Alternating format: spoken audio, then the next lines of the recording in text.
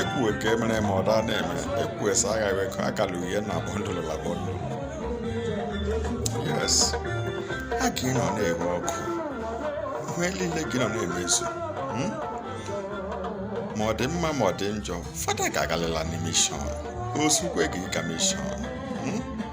Yes, ụtọ ụlọ na-echilede ozu ga-agalịla mishọn oha a gị nọ na-eghe ọkụ dị fọda notis adị ada onye kụrụ eke ihe mere ụtọ ji esi enjoyment ole ụtọ ọwụ naanị iri anụ na azụ.